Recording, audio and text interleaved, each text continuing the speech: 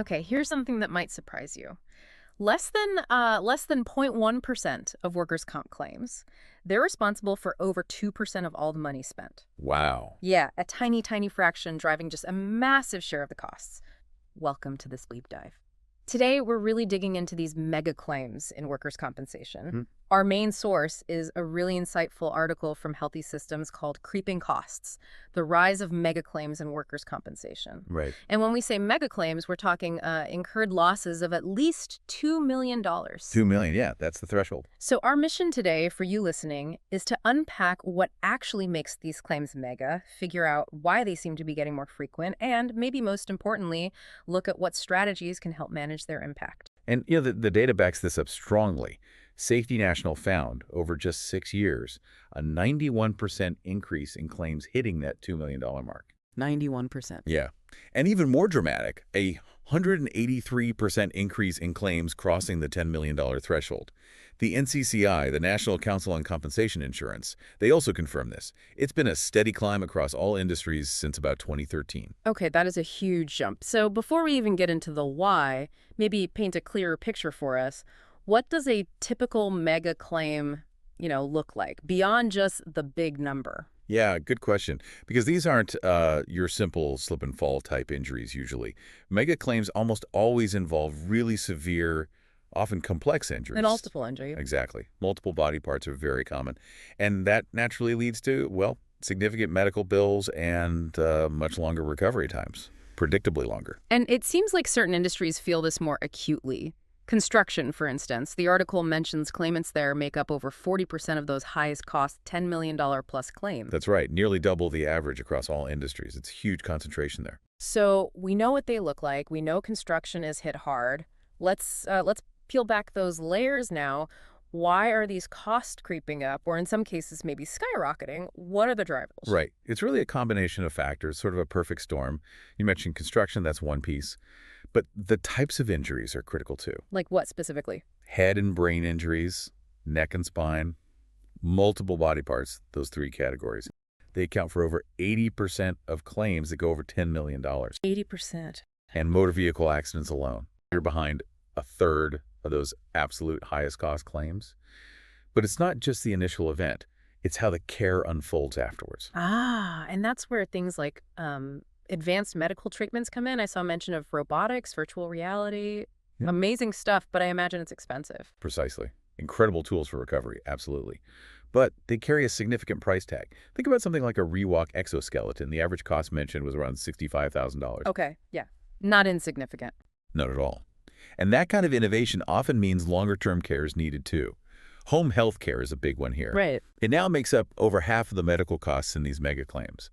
And the rates for home health, they've more than doubled in the last 10 years. And the Healthy Systems data pointed out that these home health claims often involve, like, 4 or more different providers. That just adds layers of complexity and cost. That complexity, it leads right into recovery time, doesn't it? It does. It's not just the kind of care, but how long it's required. High-cost claims, on average, have disability durations of 64 weeks. Compare that to just 18 weeks for other claims. Big difference. It's huge. And then you layer on things like comorbidities, pre-existing conditions. They're present in 58% of these high-cost claims. Things like prolonged opioid use can also unfortunately draw out recovery. And there are hidden costs too, right? Things maybe not covered fully. Exactly. Crucial things like advanced prosthetics, which can easily top $50,000, or specialized durable medical equipment, think beds, mobility aids. Sometimes state fee schedules don't fully cover these, leading to unexpected inflating costs. So it's this really complex mix of factors pushing costs up.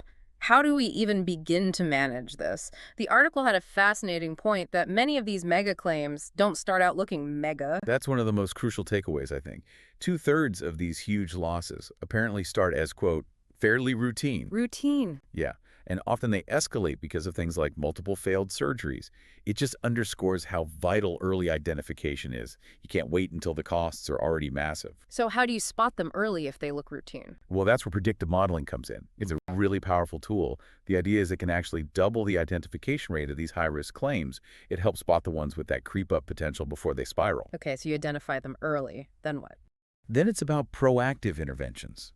Things like assigning nurse case managers right away, implementing uh, nurse triage effectively, getting robust physical therapy going. Makes sense. Coordination seems key. Absolutely. Better care coordination is crucial. Healthy Systems, for example, has its catastrophic claims program and this ancillary benefits management web portal to help streamline all those processes, reduce delays, manage providers. And it's not just the physical side, is it? I saw mention of behavioral health, too. Yes, that's increasingly recognized as vital. Connecting injured workers with interventions like cognitive behavioral therapy or CBT. It helps address those psychosocial factors, stress, anxiety about pain, unhelpful attitudes that can really complicate recovery, and ultimately the claim itself. So, wrapping this up for our listener, what's the big picture here? It sounds like while these mega claims are definitely challenging, they're not unmanageable. That's the key message, I think. Understanding where they come from, the complex injuries, the advancing medical tech, the long recovery tails, the comorbidities, and then applying these proactive integrated strategies. That can make a huge difference in mitigating costs and, just as importantly, improving the outcomes for the injured workers. Better outcomes, manage costs, it's achievable. It is. And maybe a final thought to leave you with. Considering how many of these mega claims do start out looking routine, well, what does that really tell us about the power of intervening early and providing holistic care, not just for the injury, but the whole person? Maybe that's a lesson not just for workers' comp, but for healthcare much more broadly. That's a really powerful point to end on. Lots to think about there.